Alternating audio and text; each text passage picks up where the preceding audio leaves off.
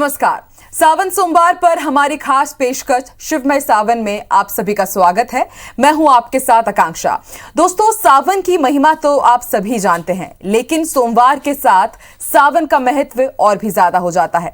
सावन भी शिव का और सोमवार भी शिव का, ऐसे में सब शिवमय ही शिवमय। तो कैसे सावन के दूसरे सोमवार में शिव भक्ति से आप अपने हर कष्टों को दूर कर सकते हैं, कैसे महादेव की कृपा से सुख, शांति और सफलता की प्राप्ति कर सकते हैं, ये हम आपको बताएंगे हमारे खास कार्यक्रम शिवमय सावन में। तो आइए शुरू करते हैं आज का ये कार्यक्रम।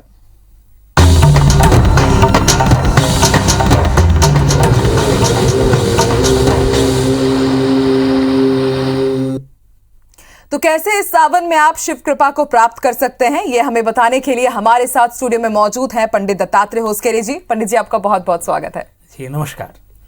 पंडित जी, सावन का ये पूरा महीना बेहद शुभ माना जाता है और जब बात होती है सोमवार की तो ये सावन को और भी शुभ बना देता है। तो क्यों ना सबसे पहले दर्शकों को आप यही बताएं कि आखिर ऐसी क्या खासियत है सोमवार में कि ये सावन को और भी इतना पावन, इतना पवित्र बना देता है। जी असल में श्रावण की यदि चर्चा करें तो श्रावण मास का नाम ही श्रावण मास इसीलिए है क्योंकि ये श्रवण नक्षत्र का प्रधान होता है। इसमें श्रवण नक्षत्र की प्रधानिकता होती है क्योंकि पूर्णिमा के दिन श्रावण मास को श्रवण नक्षत्र पड़ता है, ऐसा शास्त्रों में बताया गया। सबसे महत्वपूर्ण बात यह है सोमवार का क्यों ज्यादा महत्व है। हम सभी जानते हैं कि सोमवार यानी चंद्रवार, वो वार जिस दिन चंद्रमा की पूजा होती है। और ये भी हम सभी जानते हैं कि शिव जी जो हैं तिरछे चंद्रमा को अपने शीश पर धारण करते हैं। चंद्रमा जो है जल का भी प्रतीक है और हम सभी जानते हैं कि श्रावण मास में जलमग्न रहती है पूरी प्रकृति। और चंद्र जो है वो मन का प्रतीक है। चंद्रमा मनसो जातः कहा गया है शास्त्रों में। इसीलिए श्रावण मास में मन और शरीर की एक रूपता बनाए रखने के लिए शिव जी की आराधना की जाती है और मन पर विजय प्राप्त करने का एक उचित अवसर होता है। इसलिए शिव जी का पूजन करने की प्रधानिकता इसमें रहती है। और अब हम जब शिव जी का पूजन करते हैं, जो कि जल प्रधान देव हैं, पूजन करते हैं तो निश्चित रूप से मानसिक एकाग्रता में वृद्धि होती है, रोग, शोक इत्यादि से मुक्ति मिलती है, ऐश्वर्य की प्राप्ति होती है। यही इसका महत्व है। पंडित जी, और सावन के बारे में खास तौर पर यह कहा जाता है कि हमारे मन में जितनी भी मनोकामनाएं हैं, हम कुछ भी अगर उपाय करना चाहते हैं तो साल भर जो भक्त हैं सावन का खास तौर पर इंतजार करते हैं, क्योंकि भोले बाबा सबकी मनोकामना पूरी करते हैं। विद्यार्थी हो या फिर किसी की विवाह ना हो पा रहा हो, कोई रोजगार चाहता हो, तो उनके लिए कुछ उपाय जिससे हम शिव जी का पूजन करें और हमारी सारी मनोकामना की पूर्ति हो जाए। जी देखिए, मैं बारी बारी आपको बताता हूं कि विद्यार्थियों को क्या करना चाहिए और अन्य लोगों को जिनकी भी कोई भी मनोकामना, उनको क्या करना चाहिए ऐसा जिससे कि मनोकामना पूर्ण हो जाए। हम सब मनुष्य हैं, हमारी आकांक्षाएं होती हैं और निश्चित रूप से हमको शिव जी से आह्वान करना चाहिए और उनसे अपनी मनोकामनाओं को पूर्ण करने के लिए प्रशस्त होना चाहिए। सबसे पहले मैं बता दूं विद्यार्थियों को क्या करना चाहिए। विद्यार्थी वे जो कॉम्पिटिटिव एग्जाम इत्यादि दे रहे हैं, कोई क्लास के एग्जाम दे रहे हैं, किसी प्रतियोगिता परीक्षा के लिए तैयारी कर रहे हैं, उनके लिए जो है 21 बेलपत्र ले लीजिए। आप उसको सीधी हथेली पर रख लीजिए, उस सभी पे लाल चंदन लगा दीजिए और अपने हथेली के मध्य भाग से स्पर्श करा के शिवलिंग पे अर्पित कर दीजिए। याद रखिएगा 21 बेलपत्र होने चाहिए। उन सभी पे लाल चंदन लगाकर इसको अर्पित कीजिए। एक मंत्र छोटा सा आपको बता दे रहा हूं, बहुत ही छोटा सा मंत्र है, शिव शंकराय ह्रीम। इस मंत्र का जाप कीजिए। निश्चित रूप से आप देखेंगे कि यदि बचे हुए जितने श्रावण सोमवार हैं उसमें आप इस प्रक्रिया को कर लेते हैं तो विद्यार्थी अवश्य सफल होंगे। एक और उपाय मैं बताता हूं शीघ्र विवाह के लिए। वे युवक युवती जिनका विवाह नहीं हो पा रहा है, वैवाहिक जीवन में दिक्कतें हैं, विवाह संबंधी अड़चने हैं, चाहे वो किसी भी ग्रह के कारण हो, बृहस्पति के कारण, शनि के कारण, चंद्रमा के कारण, सूर्य के कारण, कोई भी कारण हो सकता है। तो सभी कारणों के लिए शिव जी का उपाय श्रावण मास में किया जाए। क्या उपाय है जान लेते हैं। उपाय है लड़कों को केसर युक्त दूध से और लड़कियों को अनार के रस से शिव जी का अभिषेक करना चाहिए। ये अभिषेक कर लें और एक मंत्र आपको बता दे रहा हूं, ह्रीम ह्रीम गिरिजापतये शिव शंकराय ह्रीम ह्रीम। इस मंत्र का जो है 108 बार जाप कर लें। शिव जी के मंदिर में, शिवालय में गर्भगृह में यदि बैठ के जाप करते हैं तो ज्यादा लाभ होगा। ये करें, आप देखेंगे कि युवक युवती जिनका भी विवाह नहीं हो पा रहा है, योग्य वर वधू की तलाश में है लेकिन तलाश पूरी नहीं हो पा रही है, तो आप देखेंगे ये मनोकामना पूर्ण हो जाएगी। बात करते हैं रोजगार प्राप्ति के लिए। यदि रोजगार की तलाश में है, रोजगार नहीं मिल पा रही है, उम्र बढ़ती चली जा रही है, गवर्नमेंट जॉब की आकांक्षा है या कोई अच्छी डिग्री आपने प्राप्त की है लेकिन किसी ग्रह के कारण आपकी स्थिति थोड़ी सी खराब हो चली है, श्रावण मास सबसे उपयुक्त समय होता है। ये उपाय कर लीजिए जो मैं आपको बताने जा रहा हूं। सबसे पहले तो सर्प का पूजन कीजिए, प्रतिदिन सर्प का पूजन कीजिए।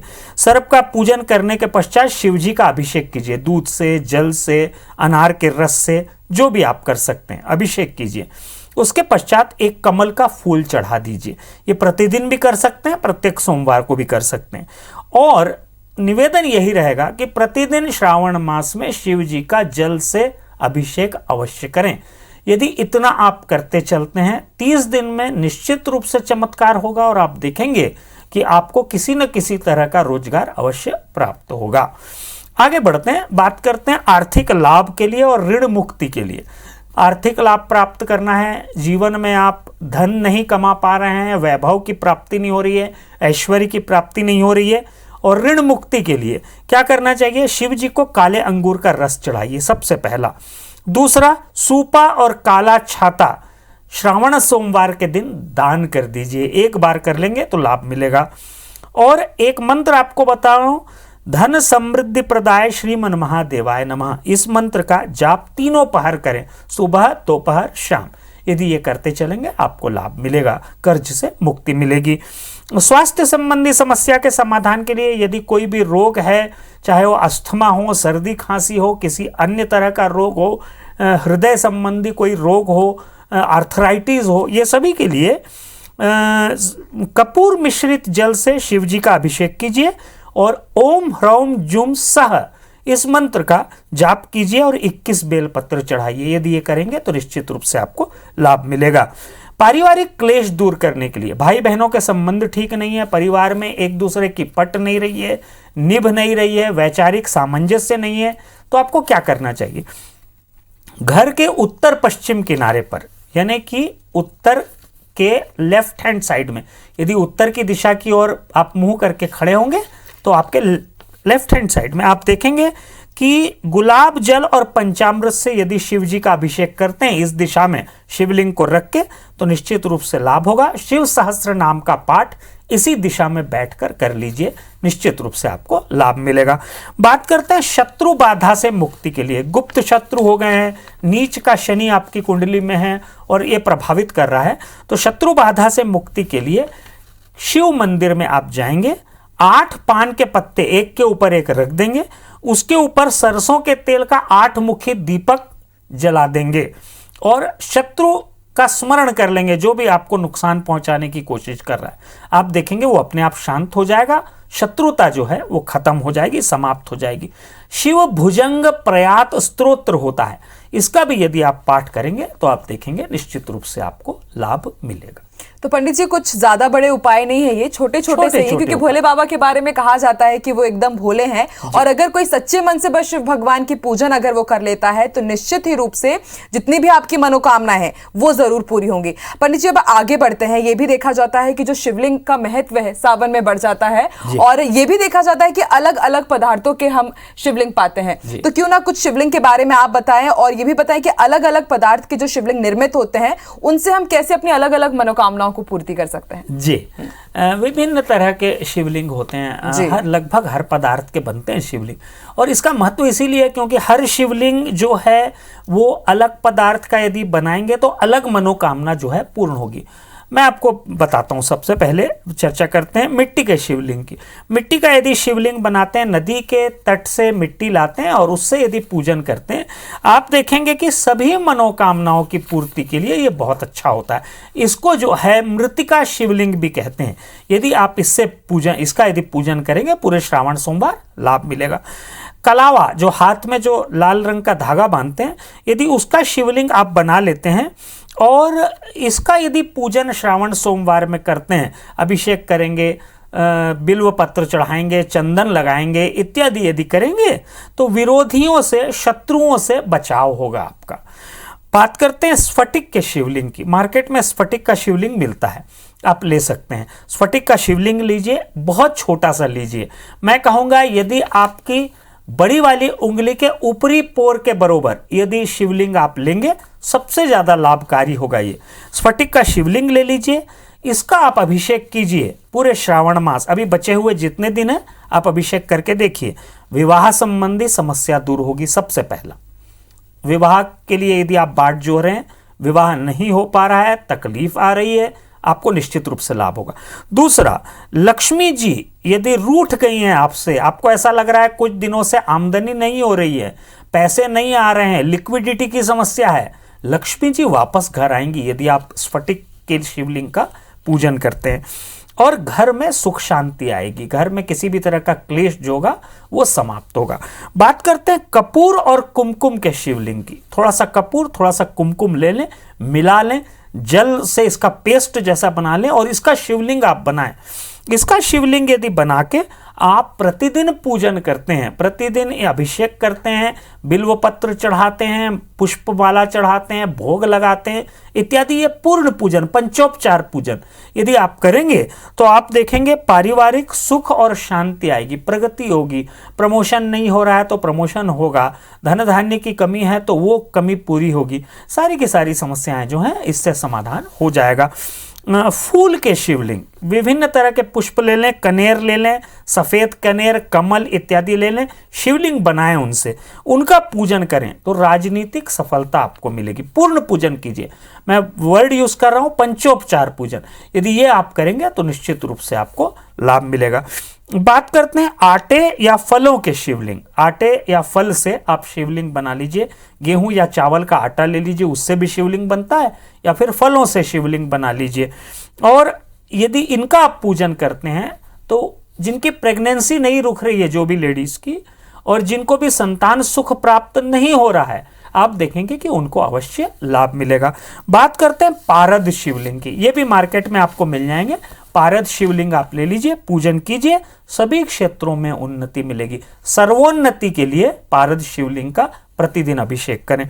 गुड़ और शक्कर के शिवलिंग से यदि आप पूजन करते हैं तो उत्तम स्वास्थ्य मिलता है आपको। इसी तरह से विभिन्न अनाज के शिवलिंग बनाते हैं, जो भी खाने वाले अनाज हैं उनका शिवलिंग बना के पूजन करते हैं तो आर्थिक और पारिवारिक समृद्धि मिलती है। इसी तरह से दूबी, जो जिसको दुर्वा कहते हैं हम, उसका यदि शिवलिंग बना के आप पूजन करते हैं तो यदि आपको अकाल मृत्यु का भय परेशान कर रहा है, कोई रोग परेशान कर रहा है, तो ये दुर्वा का शिवलिंग बनाकर प्रतिदिन पूजा करने से अकाल मृत्यु का भय जो है वो दूर होता है। साथ ही साथ आप महामृत्युंजय मंत्र का जाप भी कर लें तो आपको निश्चित रूप से लाभ मिलेगा। बिल्कुल पंडित जी, आपने जितने भी पदार्थ बताए हैं और जितने भी पदार्थों से आपने बताया कि शिवलिंग का हमें निर्माण करना है, बेहद आसानी से ये पदार्थ मिल जाते हैं, बहुत ही इजीली अवेलेबल है। और ऐसे में अगर आपके जीवन में कुछ कठिनाइयां आ रही हैं, परेशानी आ रही है, तो बिल्कुल आप भी इन पदार्थों से शिवलिंग का निर्माण कीजिए और फिर उसके बाद सच्चे मन से आपको सिर्फ शिवलिंग का अभिषेक करना है और आपके जीवन में जितने भी कष्ट हैं, जितने भी बाधाएं हैं, वो दूर हो जाएंगे। आज इस खास कार्यक्रम के जरिए हम ये जान रहे हैं कि सावन के दूसरे सोमवार में कैसे आप शिव की कृपा पा सकते हैं और फिर उस कृपा के जरिए आप जीवन में सफलता, खुशियां, सुख की प्राप्ति कर सकते हैं। पंडित जी, बढ़ते हैं आगे। हमने ये जान लिया कि कैसे अलग अलग पदार्थों के शिवलिंग का निर्माण करके हम सुख और समृद्धि पा सकते हैं, और ये भी देखा जाता है कि जितने भी ग्रह हैं, नवग्रह हैं, वो शिव जी के ही अधीन आते हैं। तो शिव जी के उपाय करते हुए कैसे, अगर हमारे जीवन में ग्रहों की चाल अच्छी नहीं चल रही और उसके कारण हमारे जीवन में अगर कष्ट है, तो अलग अलग ग्रहों के लिए क्या उपाय रहेंगे? जी, विभिन्न जो 9 ग्रह हैं उनके लिए जो है अलग अलग उपाय हैं शिव जी के अभिषेक करने के। सबसे पहले मैं प्रारंभ करता हूं सूर्य से। यदि आपकी कुंडली में सूर्य नीच का है, सूर्य अष्टमस्थ है, द्वादशस्थ है, या फिर किसी भी तरह से मलिन सूर्य है, तो इससे जो है जीवन में बुरी आदतों का निर्माण होता है, बुरी संगति का निर्माण होता है, हीमोग्लोबिन की कमी हो जाती है बॉडी में। यदि इस तरह की समस्या आपको परेशान कर रही है तो मेरा निवेदन आपसे यह रहेगा कि अभी बचे हुए जितने श्रावण के दिन हैं सोमवार सहित, और श्रावण सोमवार के दिन इस बार जो है कृत्तिका नक्षत्र पड़ रहा है, जो कि सूर्य प्रधान नक्षत्र है, तो शिव जी का जल से, शुद्ध जल से अभिषेक करें और सूर्य मंत्र का ओम घृणी आदित्याय नमः ओम शिवाय नमः, ये मंत्र का यदि आप जाप करते हुए चलते हैं तो निश्चित रूप से आप देखेंगे कि सूर्य संबंधी समस्या का समाधान होगा, बुरी संगत से, बुरी आदतों से आपको मुक्ति मिलेगी। बात करते हैं चंद्रमा की। यदि चंद्रमा आपकी कुंडली में नीच का हो जाता है, जिसकी भी कुंडली में चंद्रमा नीच का होकर वृश्चिक राशि में चला जाता है, द्वादश भाव में चले जाता है, अष्टम भाव में चले जाता है, छठवें भाव में चले जाता है, अस्थमा होने के चांसेस बढ़ जाते हैं। श्वास संबंधी रोग, सर्दी, खांसी, कठोरता, जीवन में मानसिक रूप से कठोरता ये आ जाती है। विवाह संबंधी दिक्कतें भी इसी कारण आती हैं। तो यदि ये समस्या आपको परेशान कर रही है तो आप निश्चित रूप से कच्चा दूध ले लीजिए और काला तिल थोड़ा सा डालिएगा, बहुत थोड़ा सा, 2-4 दाने काला तिल डाल के शिव जी का अभिषेक कीजिए। इससे तो निश्चित रूप से चंद्र संबंधित दोषों से मुक्ति मिलेगी और सर्दी से संबंधित जो भी रोग होंगे उनका भी नाश होगा। बात करते हैं मंगल संबंधी उपाय की। यदि मंगल आपकी कुंडली में नीच का है तो डिप्रेशन देता है, मनुष्य को अवसाद की स्थिति में ले जाता है, परेशानियां बढ़ाता है, मनुष्य मानसिक रूप से एकाग्र चित्त नहीं हो पाता है, बिजनेस में हानि होती है। इस तरह की चीजें यदि आपके जीवन में दिख रही हैं तो मंगल संबंधी उपाय करने के लिए शिव जी का अभिषेक गिलोय की बूटी से कीजिए। गिलोय की बूटी ले लीजिए, गिलोय का रस ले लीजिए, मार्केट में मिल जाता है। यदि आपके घर में गिलोय है तो उसको पीस के रस निकाल लीजिए। इससे यदि शिव जी का अभिषेक आप करेंगे, आप देखेंगे कि जीवन में जो भी डिप्रेशन से संबंधित समस्या है, और मैं आपको बात बता रहा हूं, जिनको आर्थराइटिस की भी समस्या है, वो समस्या का भी समाधान जो है मंगल संबंधी समस्या का समाधान करने से दूर होता है। तो ये यदि आप करेंगे तो लाभ मिलेगा। बात करते हैं बुध की। यदि बुध आपकी कुंडली में नीच का है, मीन राशि में चला गया है, इसी तरह से बुध जो है अष्टमस्थ है, छठवें भाव में है, द्वादश भाव में है, आंकिक योग्यता में कमी ले आता है, विद्यार्थियों को कमजोर बना देता है, बुद्धि की को एकाग्रचित्त तो होने नहीं देता है, कॉम्पिटिटिव एग्जाम में सफलता नहीं मिल पाती है। ये सब बातें एक साथ होती हैं और चर्म रोग से भी परेशान होता है मनुष्य। तो जब भी ऐसा दिखे तो आप जो है विधारा की जड़ ले लीजिए, उसको पानी में डाल दीजिए और ये जल से जो है शिव जी का अभिषेक पूरे अभी बचे हुए दिन कीजिए। निश्चित रूप से आपको बुध संबंधी जो व्याधि है उसमें लाभ मिलेगा। बात करते हैं बृहस्पति की। यदि बृहस्पति आपकी कुंडली में किसी भी विपरीत अवस्था में है, नीच का हो गया है, तो आप देखेंगे बृहस्पति के नीच के होने के कारण, मकर राशि में जब भी बृहस्पति जाता है तो नीच का हो जाता है। तो यदि आपकी कुंडली में नीच का हो गया है बृहस्पति, तो विवाह संबंधी समस्या, व्यापार संबंधी समस्या, जॉब से संबंधी समस्या, प्रमोशन नहीं हो पाना इत्यादि देता है। तो आपको करना क्या चाहिए? थोड़ा सा दूध ले लीजिए, कच्चा दूध, उसमें थोड़ी सी हल्दी मिला दीजिए और शिव जी का अभिषेक कीजिए। यदि ये करेंगे तो निश्चित रूप से आपको लाभ मिलेगा। अब बात करते हैं शुक्र संबंधी समस्याओं के लिए। यदि शुक्र कन्या राशि में जाके नीच का है, आपकी कुंडली में अष्टमस्थ है और छठवें भाव में है, तो निश्चित रूप से ये आपको आर्थिक तंगी देता है, ऋणग्रस्तता देता है। तो इसके लिए पंचामृत से शिव जी का अभिषेक करेंगे, लक्ष्मी चालीसा का पाठ करेंगे तो लाभ होगा। शनि संबंधी उपाय। यदि शनि आपकी कुंडली में नीच का है, मेष राशि में अवस्थित है, तो आप देखेंगे कि शनि के नीच के होने के कारण दिक्कतें आती हैं। तो इससे बचने के लिए गन्ने के रस से शिव जी का अभिषेक कीजिए। इसी तरह से राहु केतु संबंधी उपाय जो हैं बहुत महत्वपूर्ण हैं। शिव जी का पूजन करने से, अभिषेक करने से राहु और केतु जैसे छाया ग्रह ठीक हो जाते हैं, ऐसा शास्त्रों में कहा गया। तो आप भांग का जल ले लीजिए, उसको लेकर आप शिव जी का अभिषेक करेंगे तो निश्चित रूप से आपको लाभ मिलेगा। तो बिल्कुल, अगर आपके जीवन में ग्रहों से जुड़ी कुछ भी परेशानी चल रही है तो इस सावन कैसे आप उनका निराकरण कर सकते हैं, ये हमने पंडित जी से जाना।